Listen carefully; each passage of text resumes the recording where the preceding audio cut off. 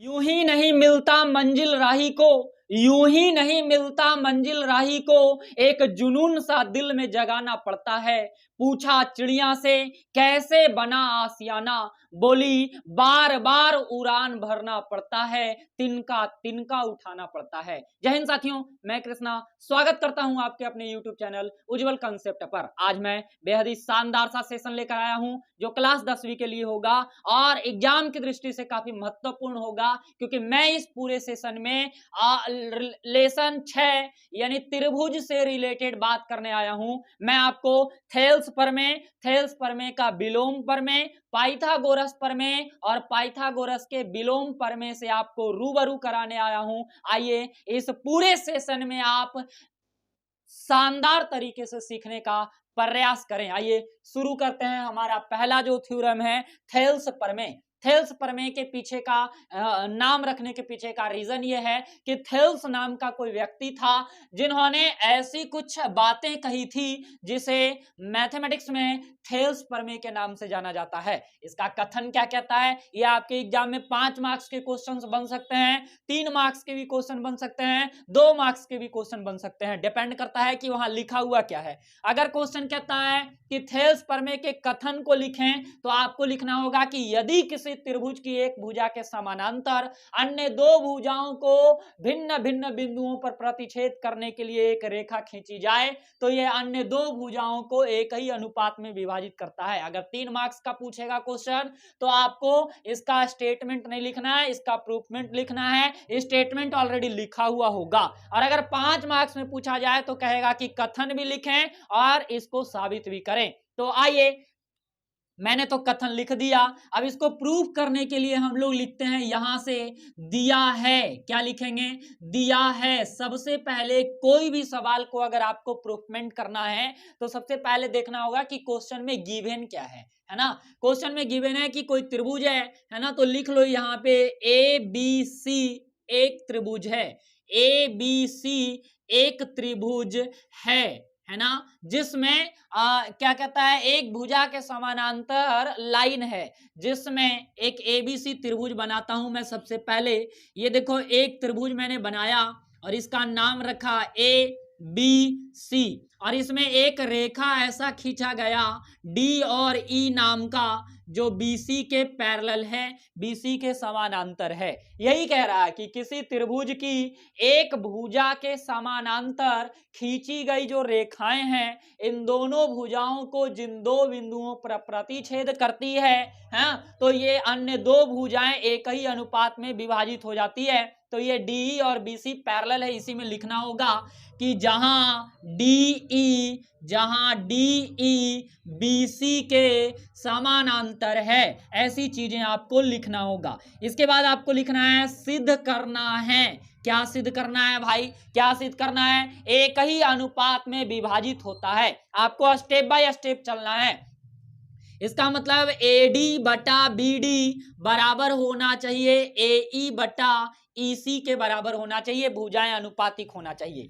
इसके लिए आपको कुछ कंस्ट्रक्शन करना होगा, कुछ रचनाएं करना होगा।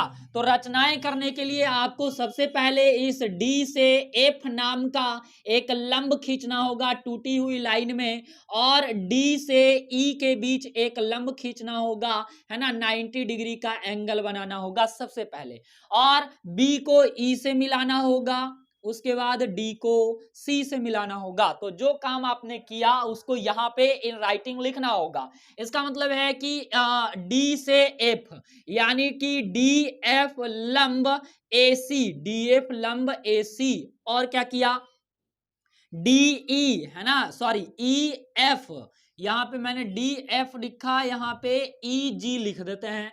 तो EG लंब AB खींचा। क्या किया? खींचा। और क्या करना है? और B को E से, D को C से मिलाया। B को D से और B को E से और D को C से मिलाया। तो मैंने ये काम किया, मैंने लिख डाला। आपको भी यही करने हैं। समझ आ रहा होगा ना बात? अब यहां से शुरू होता है मेन मैटर, प्रमाण, प्रूफमेंट। आप ऐसा कौन कौन सी चीजें का अरेंजमेंट करेंगे जिसके मदद से एडी बटा बीडी बराबर ए बटा ईसी प्रूव हो जाए, है ना। तो प्रमाण में आपको क्या करना होगा, आपको यहां से पहले दो त्रिभुज का क्षेत्रफल निकालना होगा, और वो दोनों त्रिभुज कौन सा होगा, लिखेंगे त्रिभुज ए डी ई और एडी, देखो ए डी ई है ना, और डी बी ई, कौन सा त्रिभुज डी बी ई, इसका क्षेत्रफल निकालना होगा, डी बी ई का क्षेत्रफल निकालना होगा। इन दोनों त्रिभुज में हम लोग चलते हैं और इन दोनों त्रिभुज के क्षेत्रफल आपको निकालना है। तो नीचे में मैंने लिखा area of triangle A D E बटा area of triangle D B E, दोनों का क्षेत्रफल का फार्मूला लगाना है। तो दोनों होगा 1/2 base into height, 1/2 base into height, है ना। तो 1/2 से तो 1/2 कैंसिल हो जाएगा, तो क्या मेरे पास आएगा value, area of triangle A D E upon area of triangle D B E का वैल्यू क्या आएगा। यहां देखो बेस की बात करते हैं एडीई में, एडीई में बेस कौन होगा, एडी, एडी इसका बेस है, और हाइट कौन होगा, जीई। तो ये देखो मैंने लिखा यहां एडी और हाइट लिखा जीई बटा, फिर यहाँ बेस इंटू हाइट है, तो इसका बेस क्या होगा इस ट्रायंगल का, जो इसका बेस कौन सा होगा, बीडी, तो मैंने लिखा इसका बेस बीडी, और इसकी हाइट जो होगा सेम लगाना है आपको, है ना, इसका हाइट सेम लगाना है। क्यों लगाना है, ये ट्रायंगल जो है ना दो समानांतर रेखा के बीच बन रहा है, इस कारण इसका हाइट सेम होगा, तो हाइट कट जाएगा, तो आपके पास क्या बचा बताओ, आपके पास क्या बचा, आपके पास यहां पर मैंने बताया लिखा area of triangle A D E बटा area of triangle, area of triangle D B E, area of triangle D B E बराबर क्या हो गया, एडी बटा बीडी, एडी बटा बीडी, ये हो गया समीकरण नंबर फर्स्ट, है ना। बड़ा ही आसान और सिंपल तरीका से मैंने आपको ये चीजें बताया है। आते हैं अब आपको पुनः लिखना है, फिर से एक बार आपको काम करना है, और वो काम होगा ट्रायंगल ए ई डी, उल्टा चलना है आपको। कौन कौन सा triangle, triangle A E D और ट्रायंगल ई सी बी में चलना है, ई सी बी में चलना है। इन दोनों ट्रायंगल का आपको फिर से एरिया निकालना है, तो area of triangle A E D बटा area of triangle E C B, तो दोनों का formula 1/2 into base into height, 1/2 into base into height, 1/2 cancel हो जाएगा, area of triangle A E D बटा area of triangle E C B बराबर base into height जोड़ लो क्या होने वाला है, तो यहाँ पे बेस इसका क्या होगा, ए ई, आपको समझ आ ही रहा होगा ना, और इसकी हाइट कौन होगा, डीएफ। अब नीचे वाले का बेस हो जाएगा ईसी, मैंने बताया हाइट आपको बराबर लगाना है तो कैंसिल हो जाएगा। यहाँ पे आ गया area of triangle A E D बटा area of triangle E C B, value आ गया ए ई बटा ई सी। अब आप दोनों को जरा कंपैरिजन करो कि क्या दोनों का लेफ्ट हैंड साइड बराबर है, तो यहाँ area of triangle A D E, यहाँ triangle area of A E D, बस नाम का अंतर है, ई इधर है डी इधर है ना, लेकिन एरिया दोनों का सेम ही होगा, क्योंकि मैं ऊपर वाले ट्रायंगल का बात कर रहा हूं, तो नाम इसका चाहे ए ई डी लिखो चाहे ए डी लिखो, दोनों एक ही बात होगा। तो यहाँ ऊपर वाला तो बराबर है, नीचे की बात करें तो यहाँ लिखा है D B E, D B E इस ट्रायंगल की बात कर रहा है, और ई सी बी जो है ना, ई सी बी देखो ई सी बी इस ट्रायंगल की बात कर रहा है, तो ये दोनों ट्रायंगल क्या हैं, अलग अलग हैं, ये वाले और ये वाले, तो इन दोनों ट्रायंगल की जो एरिया होगी वो बराबर होगा। आपको नीचे लिखना होगा कि area of triangle D B E is equal to area of triangle E C B, क्योंकि काहे भाई, क्योंकि ये एक ही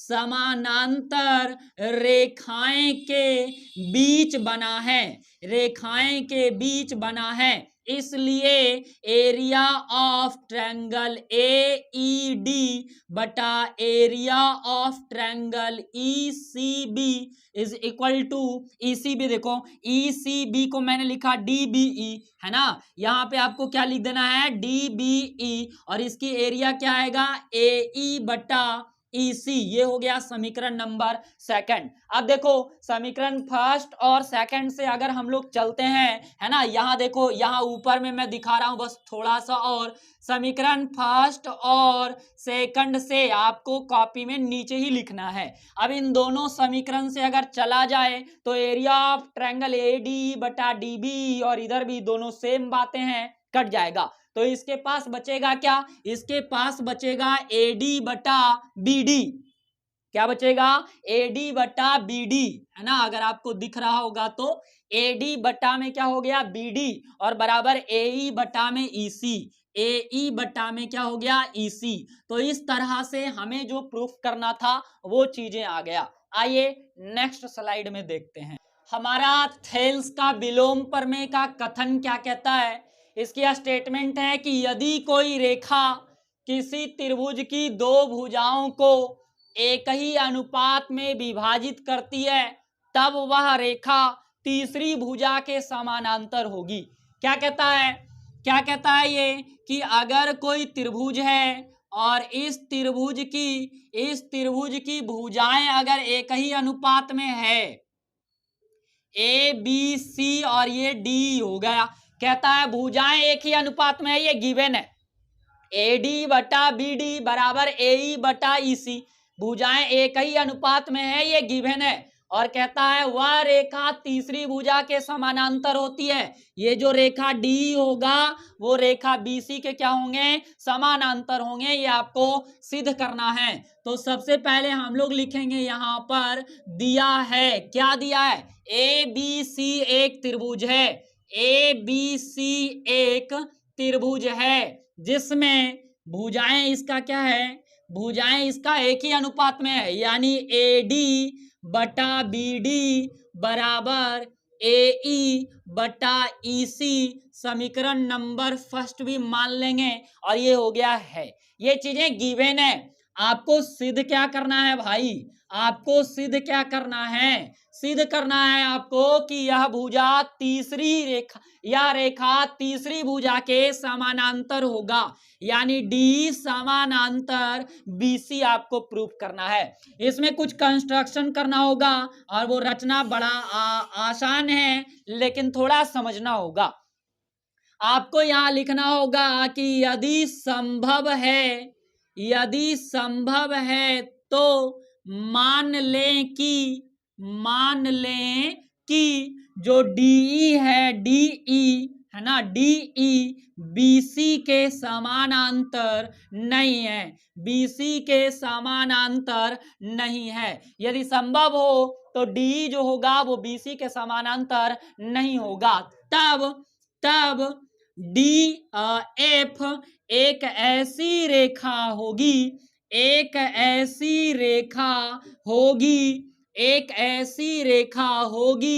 जो BC के समानांतर होगा, यानी कि जो यहां से आपको एक लाइन खींचना है DF नाम का, और ये जो DF है ना वो BC के क्या होगा, समानांतर होगा। आइए प्रमाण में चलते हैं, प्रूफमेंट में चलते हैं। तो यहाँ पे क्या मिल गया हमारे पास कि जो DF है वो BC के क्या होगा, समानांतर होगा। और जब एक त्रिभुज में इस तरह की भुजाएं समानांतर होता है तब उसकी भुजाएं क्या होगी, अनुपातिक होगी, यानी AD बटा BD बराबर AF बटा FC होगा। होगा कि नहीं होगा बताइए, है ना। अगर कोई दो भुजा इस तरह से समानांतर हो तो इसकी भुजाएं अनुपातिक होता है, यानी AD बटा BD बराबर AE बटा EC होगा। उसी तरह से जब DF समानांतर BC है तो AD बटा BD बराबर AF बटा FC होगा, है ना। अब आगे चलते हैं हम लोग, इसके बाद की कहानी क्या है ना। अब आपको इसमें क्या करना है कि दोनों तरफ एक ऐड करना है, दोनों तरफ एक ऐड करना है, दोनों तरफ एक जोड़ने पर ये जो वैल्यू लाए हैं आप, इसमें दोनों साइड आपको एक जोड़ना है। तो एक जोड़ लेंगे हम लोग AD बटा BD, है ना। यहां से लिखेंगे AD बटा BD प्लस 1 बराबर AF बटा FC प्लस 1, AF बटा FC और प्लस में हो गया 1। तो यहाँ पे क्या हो जाएगा, एलसीएम ले लेंगे हम लोग। तो BD और एक का एलसीएम अगर BD ले लिया जाए और FC और एक का एलसीएम अगर FC ले लिया जाए तब क्या होगा बताइए। तब यहाँ पे होगा BD BD कैंसिल, तो यहाँ आ जाएगा AD प्लस एक में BD से भागा करो BD और BD में एक से गुना करो तो BD हो जाएगा। और FC और एक का अगर एलसीएम ले लें और FC FC कट जाए तो हमारे पास AF आ जाएगा, और प्लस एक को FC से भागा करेंगे FC और 1 से गुना करेंगे तो आ जाएगा हमारे पास FC। AD और BD को हम लोग ऐड करेंगे तो क्या आएगा बताओ, AD और BD, ये देखो ये AD है और ये BD है ना। तो यहाँ पे मैंने क्या करा, AD बटा BD बराबर AF बटा FC। रुको, यहाँ पे आपको एक जोड़ने नहीं है, यहाँ पे आपको सबसे पहले क्या करने हैं कि समीकरण सेकंड मान लेना है इसको, है ना, ध्यान दीजिए। और फर्स्ट और सेकंड से आपको सबसे पहले चलना होगा, लिखना होगा यहाँ पे समीकरण फर्स्ट और सेकंड से। हाँ, बाई मिस्टेक थोड़ा सा हो गया, तो सेकंड और फर्स्ट से अगर चलेंगे तो AD बटा BD और AD बटा BD कैंसिल हो जाएगा। तो क्या बचेगा यहाँ पे, AE बटा में EC बराबर AF बटा में FC।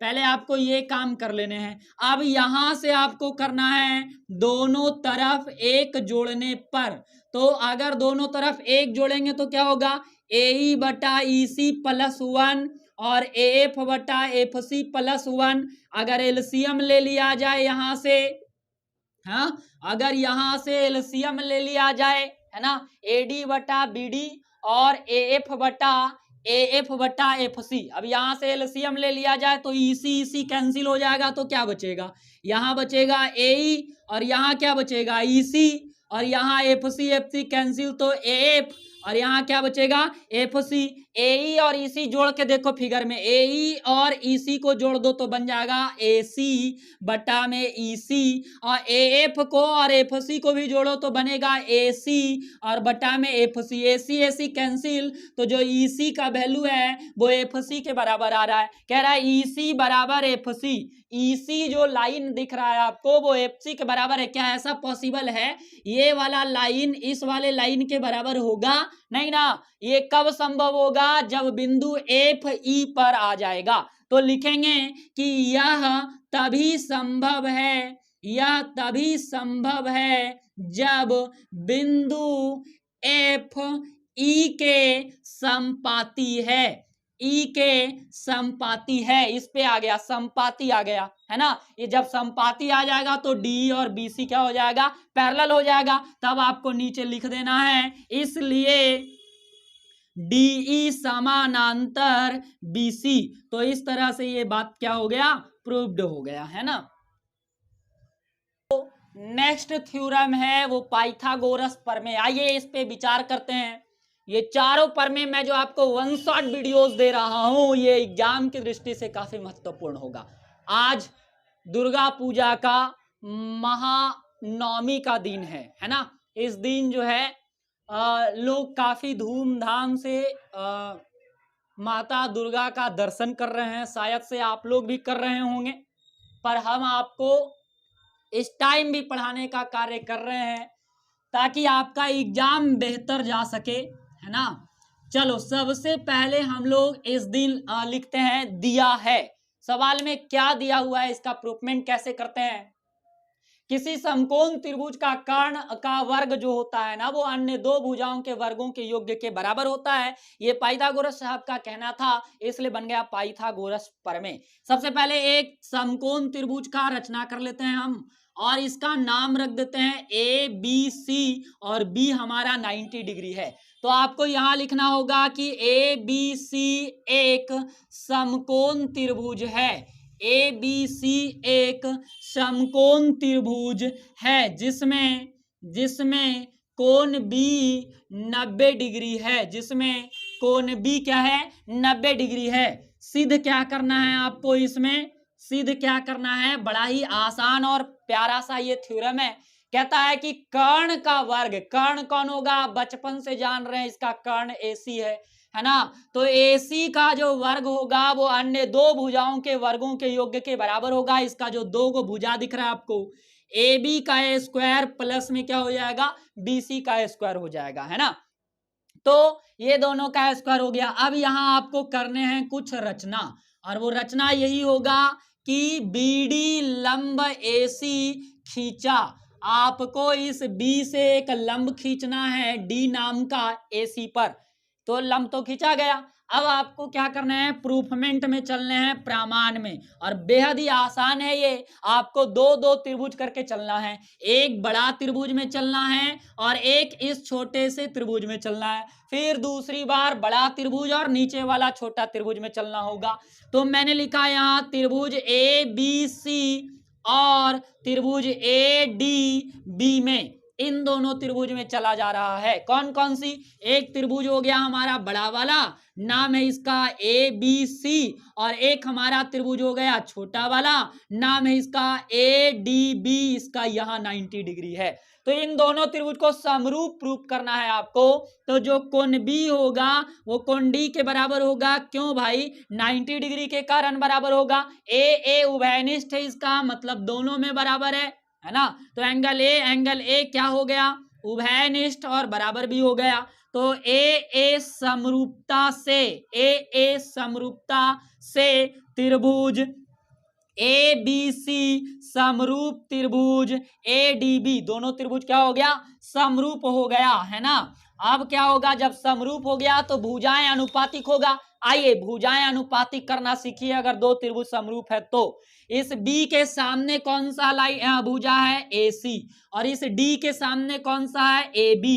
अब बराबर, अब चलते हैं, AA बराबर है तो इस A के सामने कौन है, BC, और इस A के सामने कौन है, BD। अब जो बचा हुआ भुजा है उसको लिखो। कौन बचा यहाँ, AB, और यहाँ कौन बचा, AD, तो यहाँ मैंने लिखा AD। अब आपको इनमें से कोई दो भुजा उठाना है। ऐसा दो गो आपको पेयर लेके चलना है जिसका क्रॉस मल्टीप्लाई करते समय A स्क्वायर हो जाए। तो ये वाला और ये वाले को अगर लेके चला जाए, ये वाला और ये वाले को अगर लेके चला जाए तो AB में AB से गुना करेंगे, AB का स्क्वायर हो जाएगा। समझ रहे हैं ना बात आप। तो आपको यहां लिखना है इसलिए, और AC बटा AB क्या लिखना है आपको, AB, और ये बराबर किसके कर देंगे, AB बटा AD के बराबर कर देंगे।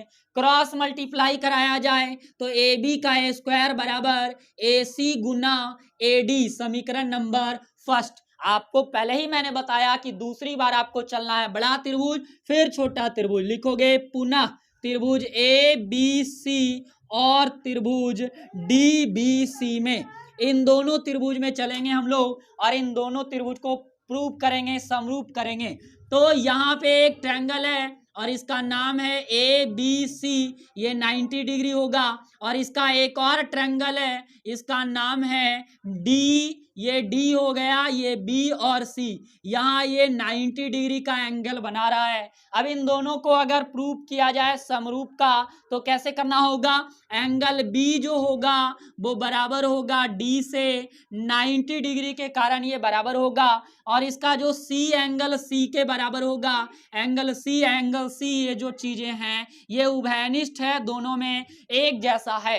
तो हम लोग यहाँ कंडीशन लगाएंगे ए समरूपता से, ये एक थ्योरम हो गया। ट्रायंगल ABC समरूप ट्रायंगल DBC, ये दोनों ट्रायंगल क्या हो गए, समरूप हो गए। अगर समरूप होगा तो भुजाएं क्या होगा, अनुपातिक होगा। आइए अनुपातिक करिए, B के सामने कौन हो गया, AC, और इसके सामने कौन हो गया, BC।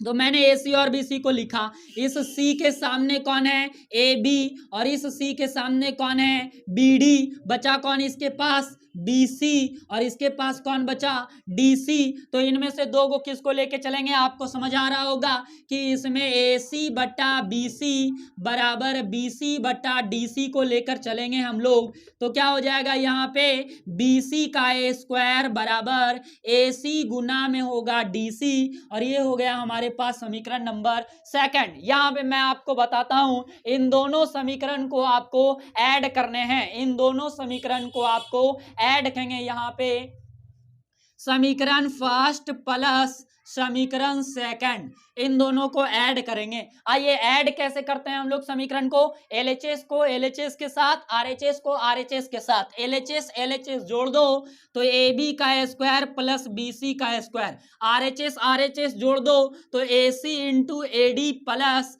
AC into DC। तो यहाँ हो गया AB का स्क्वायर प्लस BC का स्क्वायर, AC कॉमन कर लो, इसके पास बचेगा AD और इसके पास बचेगा DC। तो यहां से AB का स्क्वायर प्लस BC का स्क्वायर, AC गुना AD और DC फिगर में जोड़ के देखो क्या आता है, ये हो गया AD और ये हो गया DC, दोनों जोड़ेंगे तो क्या आ जाएगा, AC। तो अब AC का पेयर बन गया, तो AB का स्क्वायर प्लस BC का स्क्वायर बराबर AC का स्क्वायर। इस तरह से हम लोग प्रूफमेंट पे पहुंच गए, AC का स्क्वायर बराबर AB का स्क्वायर प्लस BC का स्क्वायर। तो ये बातें क्या हो जाता है, प्रूव हो जाता है। आइए इसका नेक्स्ट स्लाइड देखते हैं, का लास्ट स्लाइड है और इसमें मैंने लाया है पाइथागोरस का विलोम प्रमेय। अगर ये चारों आप कंप्लीट करते हैं तो शायद से आपके एग्जाम में 5 मार्क्स कंप्लीट हो जाएगा, है ना।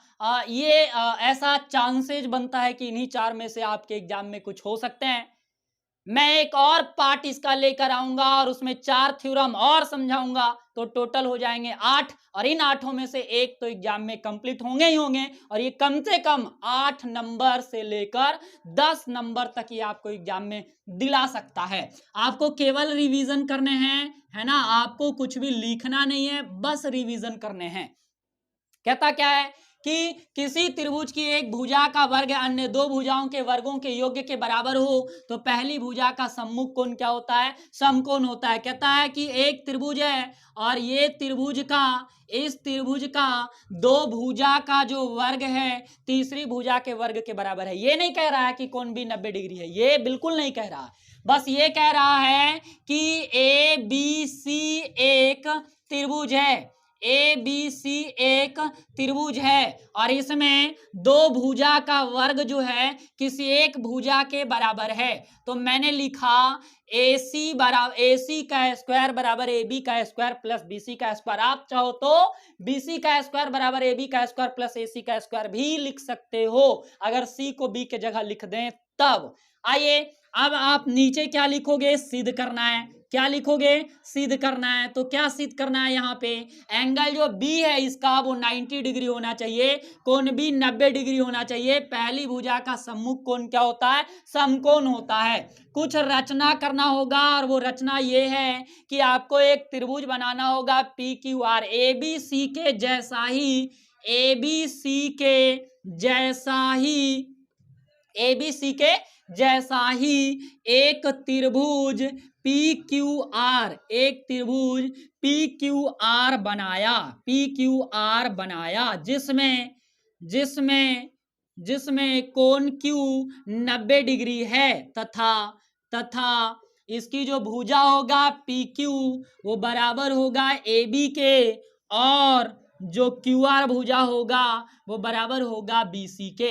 यानी एक और त्रिभुज बनाए हैं हम लोग रचना करके, है ना, इसका नाम PQR है और PQR में जो Q होगा वो 90 डिग्री का है। आते हैं प्रूफमेंट में, प्रमाण में चलते हैं और लिखते हैं ट्रायंगल PQR में, और PQR में देखते हैं PR का जो स्क्वायर होगा वो PQ के स्क्वायर प्लस QR के स्क्वायर के बराबर होगा। यहाँ पे अगर वैल्यू रख दें PQ का तो AB हो जाएगा AB का स्क्वायर, और QR का BC रख दें तो BC का स्क्वायर। ये हो गया समीकरण नंबर सेकंड। अब अगर फर्स्ट और सेकंड से चलते हैं तो यहाँ लिखेंगे समीकरण फर्स्ट बराबर समीकरण सेकंड, यानी दोनों समीकरण को बराबर करेंगे तो देखिए इसका भी RHS और इसका भी RHS दोनों क्या है, राइट हैंड साइड वाला बराबर है ना, तो लेफ्ट हैंड साइड वाला बच जाएगा AC का स्क्वायर बराबर PR का स्क्वायर हो जाएगा, स्क्वायर से स्क्वायर कट जाएगा तो AC बराबर क्या हो जाएगा, PR हो जाएगा। अब आपको लिखना है पुनः त्रिभुज ABC और त्रिभुज PQR में चलना है आपको। और इसमें क्या है कि जो PQ है वो AB के बराबर है और जो QR है वो BC के बराबर है। इन दोनों चीज कहाँ से लिया है मैंने, रचना से प्राप्त किया है। और ये देखो AC बराबर PR भी मिल गया हमको प्रूफमेंट से, तो तीनों साइड बराबर है। S समरूपता नहीं सर्वांगसमता से, यहाँ कंडीशन सर्वांगसमता का लगेगा। और त्रिभुज ABC सर्वांगसम त्रिभुज PQR, और जब सर्वांगसम होता है तो आपको पता होना चाहिए कि इसका सारा एंगल क्या होगा, बराबर होगा। तो इसलिए कोण Q जो होगा वो बराबर होगा कोण B के, है ना, और कोण Q जो होगा वो कोण B के बराबर, यानी कोण B बराबर कोण Q हो गया। तो कोण B और कोण Q का वैल्यू कितना है, 90 डिग्री। तो इस तरह से कोण B बराबर क्या हो गया, 90 डिग्री हो गया। ये बातें प्रूव्ड हो गया, है ना। तो ये सेशन में आपको काफी कुछ सीखने को मिला होगा। मिलते हैं नए वीडियोस में, नए सेशन में, नए कंटेंट के साथ, नए उत्साह के साथ। तब तक के लिए धन्यवाद। आप सभी को दुर्गा पूजा का हार्दिक शुभकामनाएं हैं। जय हिंद।